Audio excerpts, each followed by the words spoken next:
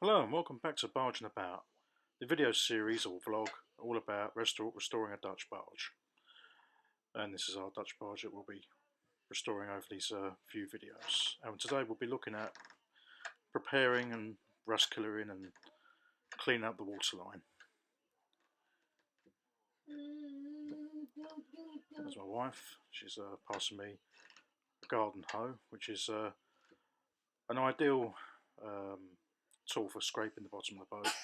They do actually produce a scraper that you can buy from boat chandlers and that for scraping the bottom of the boats. Usually it's a bit wider and a little bit more heavy duty, but to be fair, this does exactly the same job at about a tenth of the price.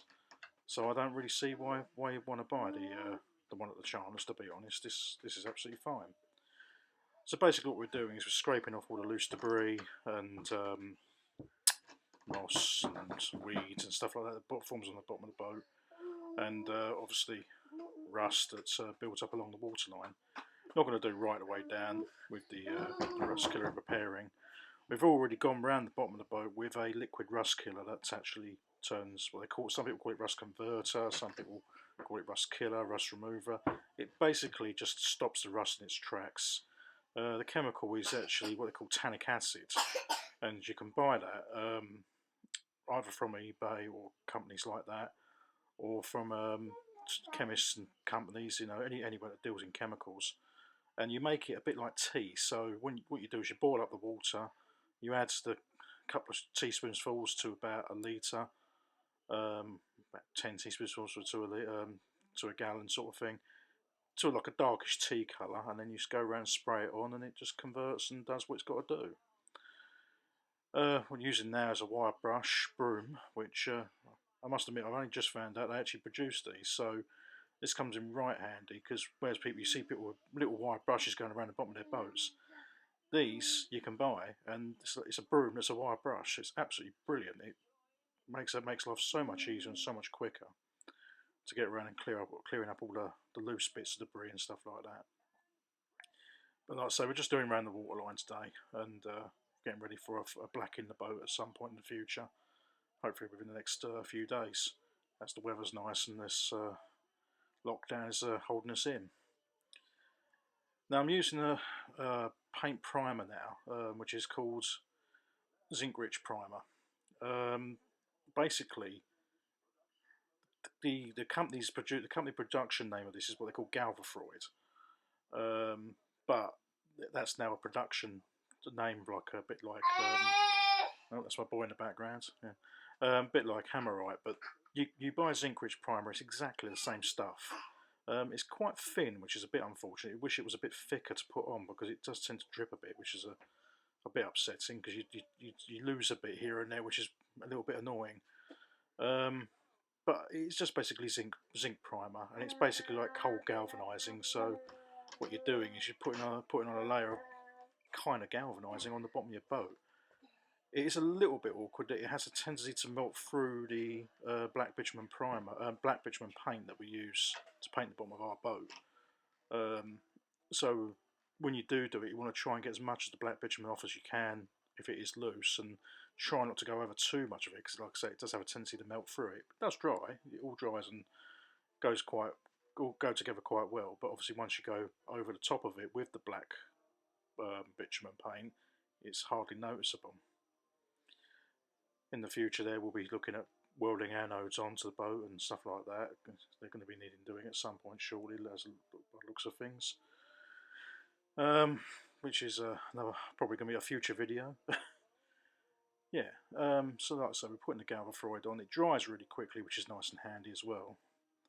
We are quite lucky where we're positioned. We can actually get around most of the boat actually just by walking around it. Unlike a canal boat where you can get them in and out of the water relatively easily, Dutch barges are much bigger. We're much more limited to where we can pull them in and out of, and also we're not in a position to go down a river for a while yet, because it's actually a non-runner. The engine runs, glands are on the shaft are leaking and stuff like that, and obviously we need to get the rudder attached at some point, let alone fixing the controls in the wheelhouse. But these are all jobs for the future. So as you can see, I've got a little bit tired of putting the Galvafroid on. It is quite fumy, so you do need to be well ventilated and can get to your head. So to this point, I decided I thought I'd go for a little walk down the river and just let the air circulate, which was quite useful. As you can see where we're located, is part of the river there. At some point I'll do a video on some of the boats along this river, and separate videos to do with that. Little sailing boat, classic style sailing boat. You can see my little hardy fishing boat there. And up there is a Thames sailing barge that's being cleared as it's become a dangerous wreck, but that's a story for another video. And a concrete fishing boat built by Windy Boats was originally started off as a life raft for the Royal Navy, converted into a fishing boat in later years, and the last owner of it unfortunately let it go to wreck and ruin, and well, it sank, so we had to refloat that and bring it back. So someone hopefully will be taking it away at some point shortly. Walking back up the river now just to get the old airways clear again, because like I say, it's fumy working with the old Galvafroidy stuff, the zinc-rich primer. It is a bit too can get to you a little bit. So like I say, when you're using it, do try to keep a bit of ventilation going, and you know, don't rush it, because it's I don't know how true it is, but someone said to me, when you're applying it, try and work it in and do it sort of slowly. It's one of them sort of chemicals that it does its own sort of thing. So whereas people like slap paint on really sort of need to work this stuff in. So it's one of the good things about it. Yeah, so like I say, we're walking back up the river now. It's quite nice, especially on a warm day, walking up and down the river, because obviously it keeps you cool, and it's an interesting place to walk. It's not usually a place you end up seeing when you're going for a wander, is walking down the middle of the river. So now I've done our bit of painting on the waterline today. Basically showing you a bit of the prep of what we're doing. That's just to give you an idea, and some of the bits we use.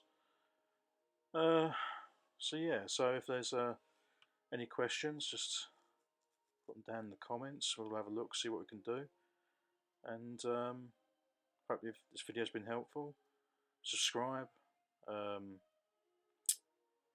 comment, all that sort of thing. And yeah, thank you very much for watching. Bye bye.